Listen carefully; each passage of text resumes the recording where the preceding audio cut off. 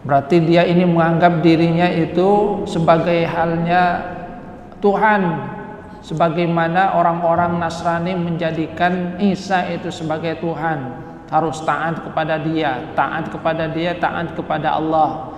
Siapa yang mencintai dia, mencintai Allah. Maka kemudian turunlah ayat ini yang menegaskan bahwa ketaatan kepada Rasulullah sallallahu alaihi wasallam itu hakikatnya adalah ketaatan kepada Allah Subhanahu wa taala. Karena Rasulullah sallallahu alaihi wasallam adalah utusan Allah Subhanahu wa taala. Apa yang beliau sampaikan itu adalah berasal dari Allah Subhanahu wa taala. Bahwasanya Allah Subhanahu wa taala yang kemudian menyampaikan sendiri ketaatan kepada Rasulullah sallallahu alaihi wasallam itu sama dengan ketaatan kepada Allah Subhanahu wa taala.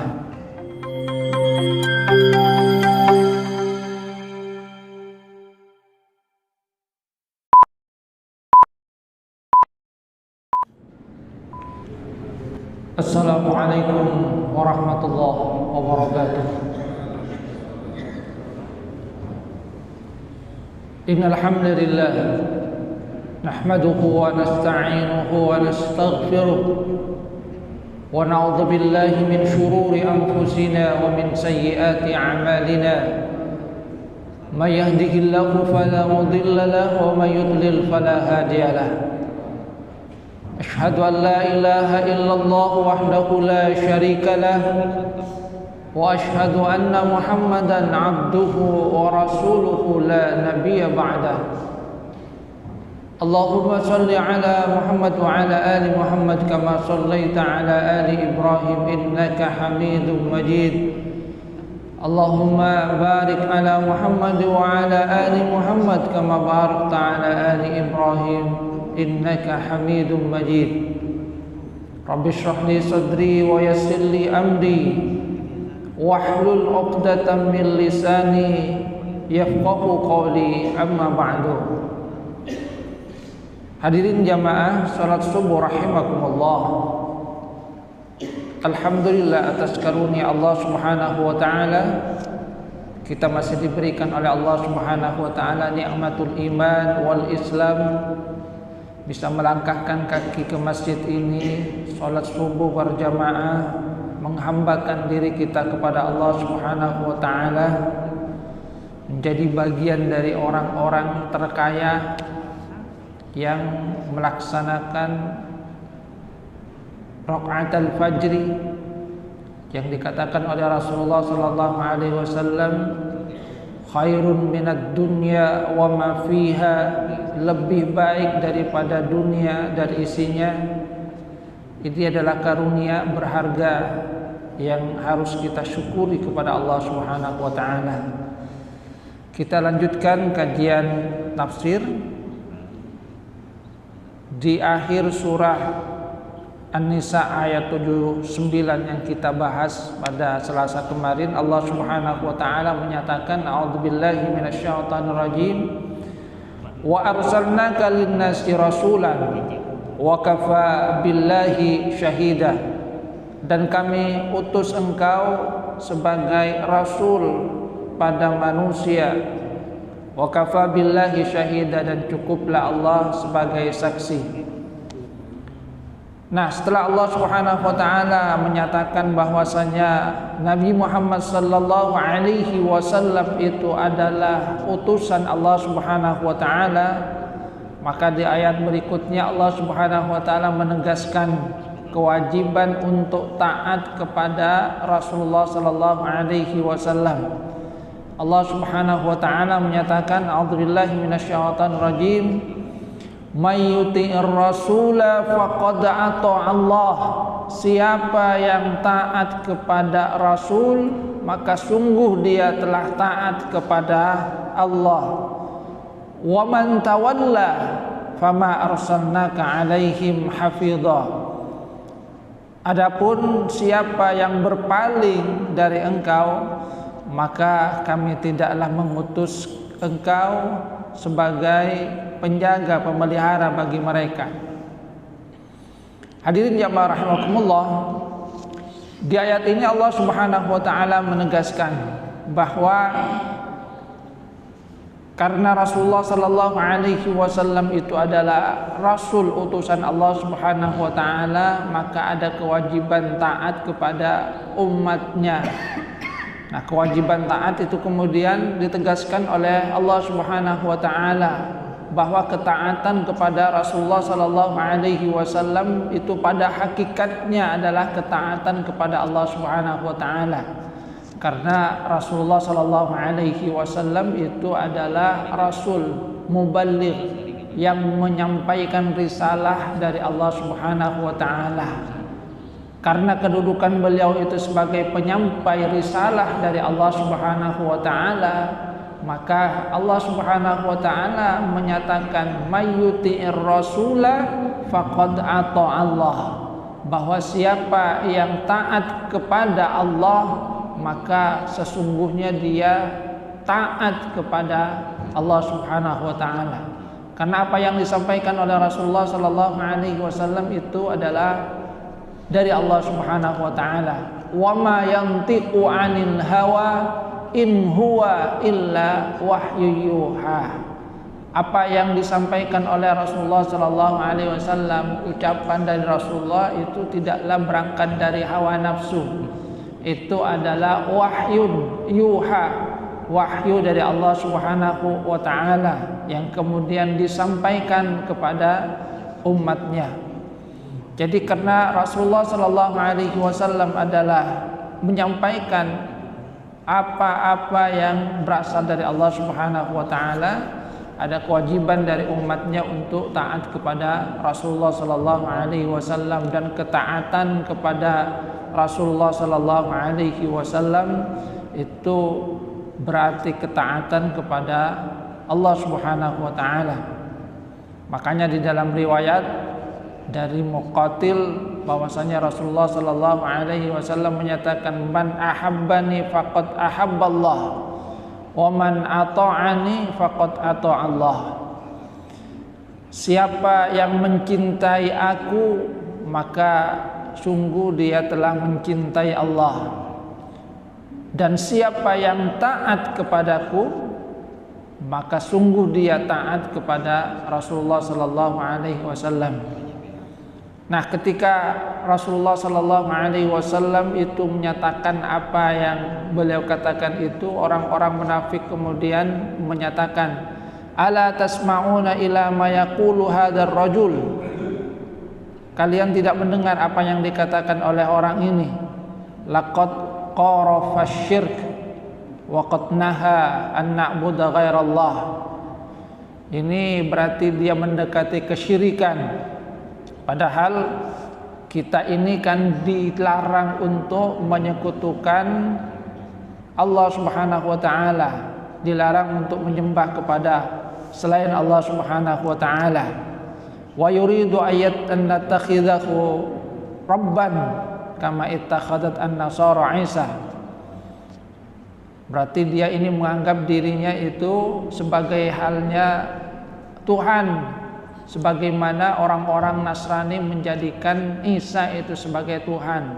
Harus taat kepada dia, taat kepada dia, taat kepada Allah. Siapa yang mencintai dia, mencintai Allah. Maka kemudian turunlah ayat ini yang menegaskan bahwa ketaatan kepada Rasulullah sallallahu alaihi wasallam itu hakikatnya adalah ketaatan kepada Allah Subhanahu wa taala. Karena Rasulullah sallallahu alaihi wasallam adalah utusan Allah Subhanahu wa taala. Apa yang beliau sampaikan itu adalah berasal dari Allah Subhanahu wa taala. Bahwasanya Allah Subhanahu wa taala yang kemudian menyampaikan sendiri ketaatan kepada Rasulullah sallallahu alaihi wasallam itu sama dengan ketaatan kepada Allah Subhanahu wa taala.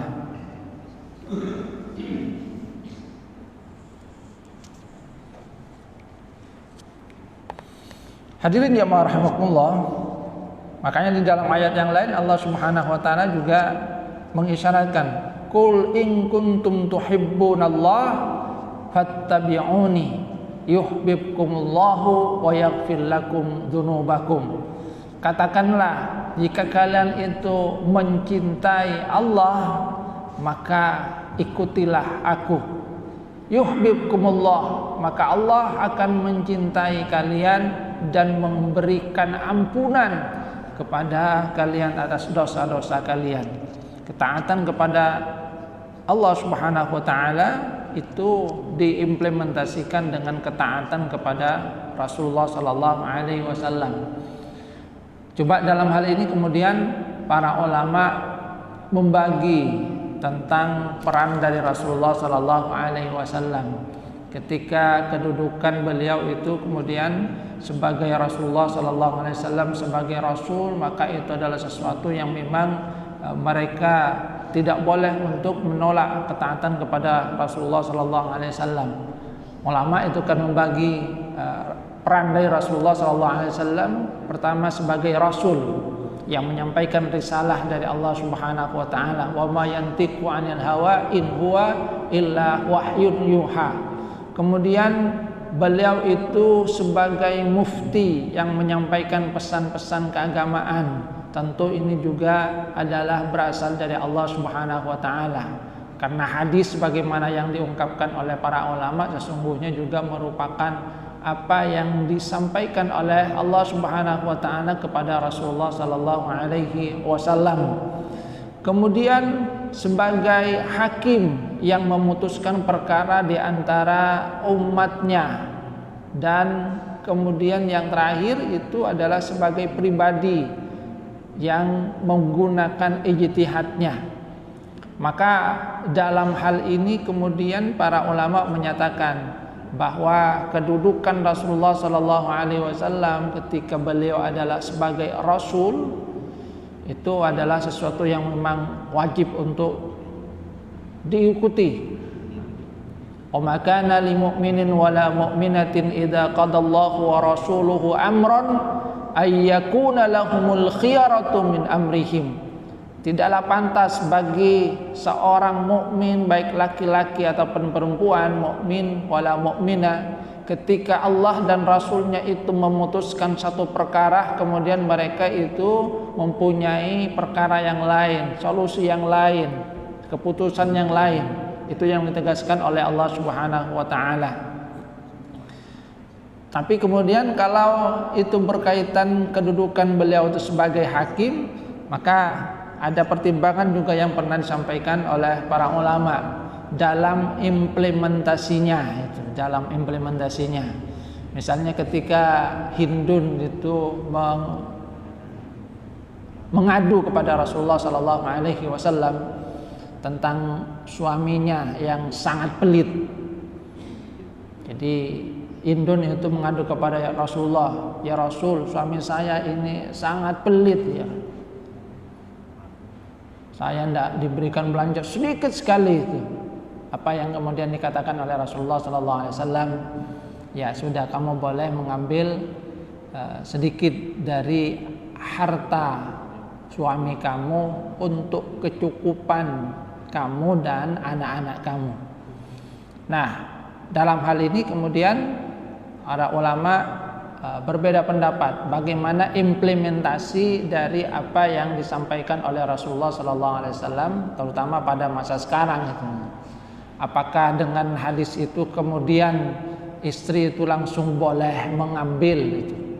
Apakah itu merupakan putusan sebagai hakim?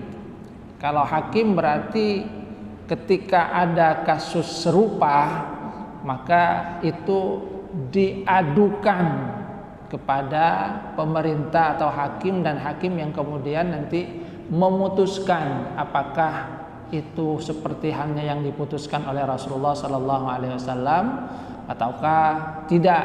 Jadi artinya tidak langsung mengambil keputusan sendiri. Sebab apa yang terjadi seperti itu kemudian dianalisa oleh para ulama. Ini kedudukannya sebagai hakim yang memberikan penengah terhadap persoalan yang dialami oleh umatnya. Nah, pengejawantahannya bagaimana?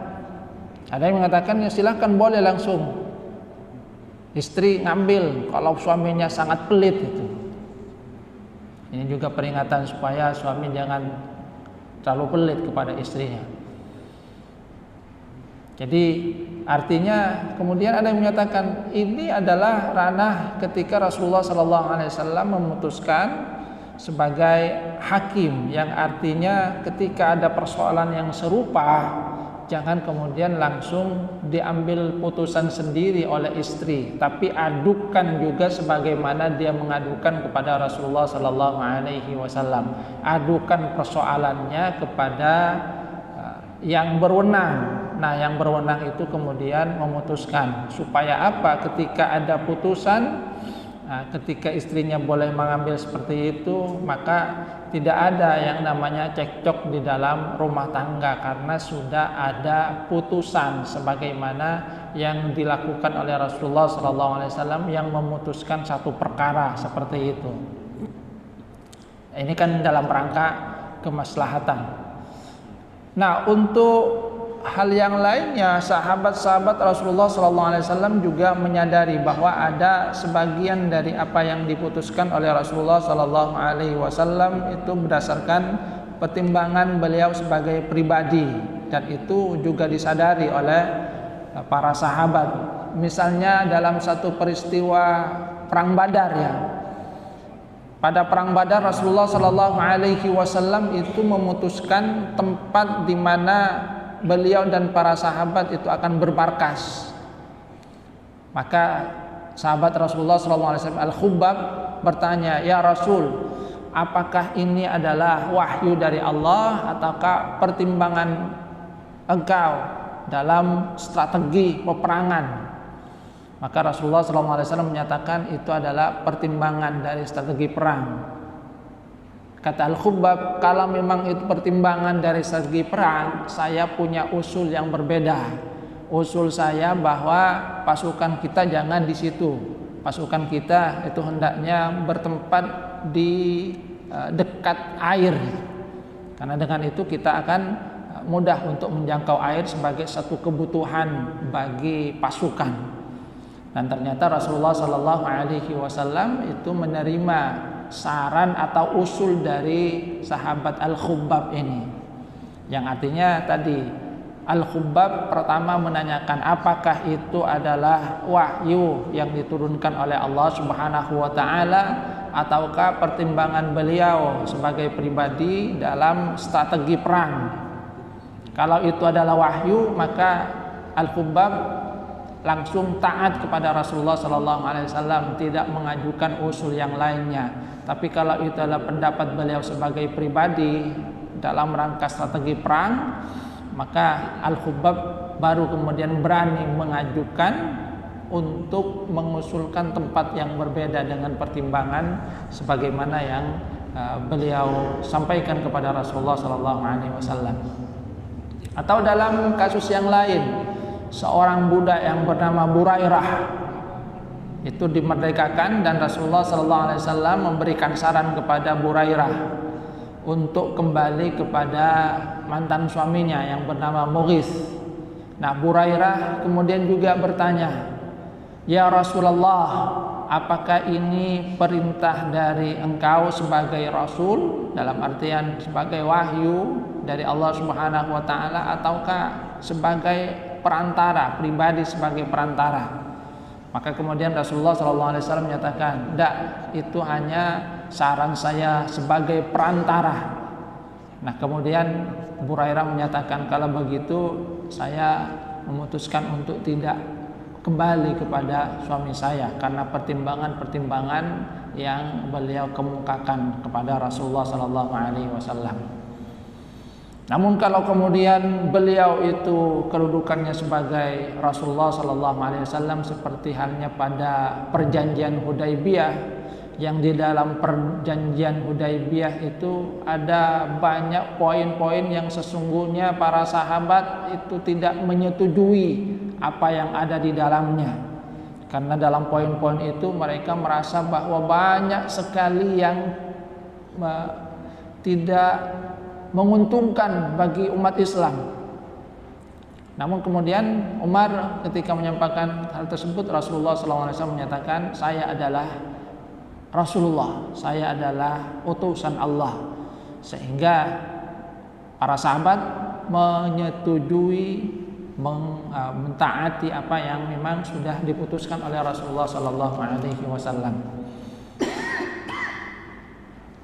Jadi dalam hal ini para sahabat kemudian juga bertanya terlebih dahulu ketika ada satu persoalan, apakah ini memang benar-benar merupakan wahyu dari Allah Subhanahu wa taala yang tidak mungkin untuk diubah, ataukah pendapat pribadi dari Rasulullah sallallahu alaihi wasallam berdasarkan pertimbangan beliau untuk kemaslahatan yang kemudian mungkin saja ada usulan-usulan untuk diberikan kepada Rasulullah sallallahu alaihi wasallam. Akan tapi poin pentingnya tetap saja bahwa apa yang diputuskan oleh Rasulullah sallallahu alaihi wasallam bagi umatnya itulah yang kemudian hendaknya diikuti. Ketaatan kepada Rasulullah sallallahu alaihi wasallam itu merupakan ketaatan kepada Allah Subhanahu wa taala, bahwa ketaatan kepada Rasulullah sallallahu alaihi wasallam itu bukan seperti halnya yang dituduhkan oleh orang-orang munafik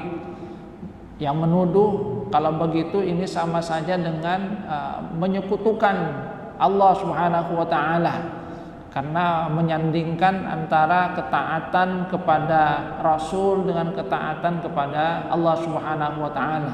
Allah Subhanahu wa taala menegaskan sendiri bahwa ketaatan kepada Rasulullah sallallahu alaihi wasallam itu sama saja dengan ketaatan kepada Allah Subhanahu wa taala, karena apa yang disampaikan oleh Rasulullah sallallahu alaihi wasallam itu adalah berasal dari Allah Subhanahu wa taala.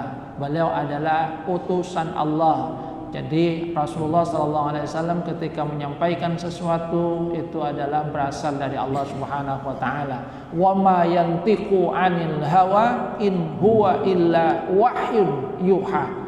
Tidaklah beliau itu berkata berdasarkan hawa nafsunya, akan tetapi itu adalah wahyun yuha, wahyu yang diwahyukan kepada Rasulullah sallallahu alaihi wasallam. Nah, ketaatan yang seperti itu tidak ditunjukkan oleh orang-orang yang di dalam hatinya ada penyakit, yang dalam hal ini adalah orang-orang munafik. Allah Subhanahu wa taala menyatakan wa yaquluna ta'ah fa idza barazu min 'indika bayyata ta'ifatun minhum ghairal ladzi taqul Allahu yaktubu ma yubayyitun fa'rid anhum wa tawakkal 'ala Allah wa kafa billahi wakilah. Bahwa orang-orang munafik itu menyatakan di hadapan Rasulullah sallallahu alaihi wasallam ta'ah, mereka taat kepada Rasulullah sallallahu alaihi wasallam. Akan tetapi apa yang mereka ucapkan dengan lisan itu tidak sejalan dengan apa yang ada di dalam hati mereka. Fa idza barazu min indika bayyata ta'ifatu minhum ghairal ladzi taqul. Ketika mereka itu sudah keluar dari Rasulullah sallallahu alaihi wasallam, mereka mengucapkan kata-kata yang lain. Di depan Rasulullah sallallahu alaihi wasallam mereka menyatakan ya, taat, akan tapi ketika sudah keluar, berada di luar Rasulullah sallallahu alaihi wasallam, mereka menyatakan hal yang lainnya. Maka Allah Subhanahu wa taala menyatakan wallahu yaktubu ma yubayyitun, bahwa Allah itu mengetahui, menulis apa yang mereka ucapkan itu, dan memberikan perintah kepada Rasulullah sallallahu alaihi wasallam supaya apa? Fa'arid anhum, sudahlah berpaling saja dari mereka, karena memang mereka adalah kaum yang antara lisan dengan hatinya itu berbeda. Lisannya mengucapkan iya tapi hatinya tidak. Lisannya mengucapkan ketaatan akan tapi hatinya tidak. Ini juga merupakan peringatan kepada umat dari Rasulullah sallallahu alaihi wasallam. Agar apa? Agar jangan menjadi orang-orang munafik yang ketika di depan Rasulullah sallallahu alaihi wasallam menyatakan ketaatan, menyatakan iya, akan tetapi ketika sudah keluar berada di belakang Rasulullah sallallahu alaihi wasallam mereka menyatakan hal yang lainnya, karena memang antara hati dan lisan mereka tidaklah sejalan. Maka Allah Subhanahu wa taala memberikan perintah kepada Rasulullah sallallahu alaihi wasallam, Fa'arid anhum wa tawakkal 'ala Allah. Berpalinglah kamu dari mereka dan bertawakallah kepada Allah. Wa kafa billahi wakilah. Cukuplah Allah itu sebagai wakil, sebagai pelindung yang nantinya akan memberikan perlindungan kepada Rasulullah sallallahu alaihi wasallam. Jangan kemudian bersedih terhadap mereka. Sebab di dalam ayat yang lain Allah Subhanahu wa taala itu kan dalam surat Al-Kahfi Allah Subhanahu wa taala memberikan kepada Rasulullah sallallahu alaihi wasallam penjelasan. Fala'allaka bakhi'un nafsaka 'ala atharihim illam yu'minu bihadzal hadits asafah. Bahwasanya Rasulullah sallallahu alaihi wasallam kadang-kadang merasa sedih terhadap perilaku sebagian umatnya yang berpaling dari apa yang disampaikan oleh Rasulullah sallallahu alaihi wasallam. Maka Allah Subhanahu wa taala mengingatkan, sudah, jangan terlalu menyedihkan mereka. Jadi jangan menyedihkan mereka yang mungkin saja itu akan membuat hal yang tidak baik kepada Rasulullah sallallahu alaihi wasallam. Karena Rasulullah sallallahu alaihi wasallam itu penyampai, berpaling sudah dari orang-orang yang memang antara hati dengan lisannya tidaklah sejalan. Bertawakallah kepada Allah Subhanahu wa taala. Cukup serahkan semua kepada Allah. Allah Maha mengetahui tentang bagaimana yang seharusnya dilakukan kepada mereka. Afala yatadabbaruna al-Qur'an walau kana min 'indi ghairillahi lawajadu fi ikhtilafan katsira. Apakah mereka itu tidak mentadabburi Al-Qur'an? Seandainya Al-Qur'an itu berasal dari selain Allah, maka pasti mereka akan mendapatkan di dalamnya ikhtilafan katsira, adanya perbedaan yang banyak. Nah, setelah Allah Subhanahu wa taala memberikan peringatan tentang orang-orang yang antara hati dengan lisannya itu berbeda, yang ini mengisyaratkan bahwa mereka meragukan Rasulullah sallallahu alaihi wasallam, maka Allah itu memerintahkan agar setiap kita termasuk mereka itu mentadabburi Al-Qur'an yang merupakan wahyu yang disampaikan oleh Allah Subhanahu wa taala kepada Rasulullah sallallahu alaihi wasallam. Untuk apa? Untuk melihat apa yang ada di dalamnya, supaya mereka itu yakin bahwa apa yang disampaikan oleh Rasulullah sallallahu alaihi wasallam, Al-Qur'an sebagai wahyu, itu memang benar-benar berasal dari Allah Subhanahu wa taala. Allah Subhanahu wa taala mengisyaratkan, afala yatadabbaruna al-Qur'an. Apakah mereka itu tidak mentadabburi Al-Qur'an? Seandainya Al-Qur'an itu berasal dari manusia, maka pasti mereka akan mendapatkan di dalam Al-Qur'an itu adanya pertentangan, banyak pertentangan. Akan tapi tidak, di dalam Al-Qur'an itu tidak ada pertentangan sama sekali. Al-Quran itu wahdah, kamilah, satu kesatuan yang antara ayat yang satu dengan ayat yang lainnya itu saling menguatkan, saling menjelaskan, serasi. Tidak ada pertentangan yang ada di dalamnya. Kalaupun ada orang melihat adanya pertentangan, maka sungguhnya itu adalah dari pemahaman yang salah terhadap ayat-ayat Al-Quran. Ini untuk menegaskan bahwa sekali lagi apa yang disampaikan oleh Rasulullah sallallahu alaihi wasallam itu adalah wahyu dari Allah Subhanahu wa taala. Wa ma yantiqu 'anil hawa in huwa illa wahyun yuha. Apa yang diucapkan oleh Rasulullah itu adalah wahyu yang berasal dari Allah Subhanahu wa taala. Jadi jangan kemudian ragu terhadap apa yang disampaikan oleh Rasulullah sallallahu alaihi wasallam. Kalau masih ragu, silahkan perhatikan, renungkan dengan baik apa yang ada di dalam Al-Quran.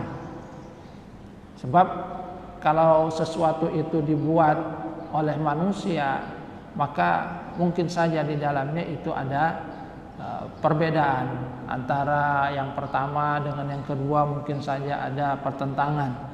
Apalagi Al-Quran itu turunnya itu dalam jangka waktu yang sangat lama itu kan. Dan di dalam hal ini kemudian serasih tetap apa yang disampaikan oleh Rasulullah SAW, karena memang itu adalah dari Allah Subhanahu wa taala. Seandainya bukan dari Allah, seandainya berasal dari selain Allah, kata Allah, mungkin saja mereka itu akan mendapatkan adanya pertentangan-pertentangan di dalamnya. Tapi ini tidak, karena ini adalah dari Allah Subhanahu wa taala. Rasulullah SAW itu hanya menyampaikan wahyun yuha, wahyu yang disampaikan, diwahyukan kepada Rasulullah SAW, sehingga ketika menyadari bahwa apa yang ada di dalam Al-Quran itu memang benar hak, maka tidak ada keraguan lagi untuk taat kepada Rasulullah SAW. Apalagi kalau kemudian kita renungkan Al-Quran dengan tegas di dalam surah Al-Baqarah ayat kedua, Allah Subhanahu wa taala menyatakan, "Dzalikal kitabu la raiba fi hudan lil muttaqin." Ini adalah kitab yang tidak ada keraguan di dalamnya. Jadi jelas kata Allah Subhanahu wa taala, tidak ada keraguan di dalamnya. Diproklamirkan, dinyatakan, dan tidak ada buku ataupun hasil penelitian yang kemudian langsung mengklaim semuanya itu pasti benar. Kalau kita lihat misalnya hasil penelitian, maka pasti di akhir itu ada ungkapan kalau ada kekurangan dan kehilapan nanti akan diperbaiki, bahwa apa yang ada di dalamnya itu mungkin saja masih banyak salah. Mungkin di pengantar juga ada demikian. Di pengantar kalau ada kesalahan maka akan kami perbaiki. Mungkin masih banyak kekurangan dan kehilapan. Itu kalau dibuat oleh manusia. Tapi Al-Quran itu dari Allah Subhanahu wa taala, dan Allah sudah menyatakan langsung di awal surah Al-Baqarah, "Dzalikal kitabu la raiba fi." Inilah kitab yang tidak ada keraguan di dalamnya, yang artinya semuanya itu pasti benar, karena memang itu berasal dari Allah Subhanahu wa taala. Kalau dari manusia tidak ada yang bisa kemudian berani mengklaim seperti itu, bahwa semuanya itu pasti benar. Pasti akan ada ungkapan-ungkapan, mungkin ada salah, ada margin error dan lain-lainnya. Tapi ini dari Allah Subhanahu wa taala. Jadi inilah yang kemudian ditegaskan oleh Allah Subhanahu wa taala. Ketaatan kepada Allah itu dibuktikan dengan ketaatan kepada Rasulullah sallallahu alaihi wasallam. Ketaatan kepada Rasulullah sallallahu alaihi wasallam bukan berarti kemudian menduakan Allah, tidak, karena apa yang disampaikan oleh Rasulullah sallallahu alaihi wasallam itu berasal dari Allah Subhanahu wa taala, sehingga ketaatan kepada beliau pada hakikatnya adalah ketaatan terhadap apa yang disampaikan oleh Rasulullah SAW yang berasal dari Allah, yang berarti bahwa itu juga adalah ketaatan kepada Allah Subhanahu wa taala. Hadirin jamaah rahimakumullah, ini saja yang mungkin dapat saya sampaikan. Kurang lebihnya mohon maaf. Wabillahi taufiq wal hidayah wa ridha wal inayah. Wassalamualaikum warahmatullahi wabarakatuh.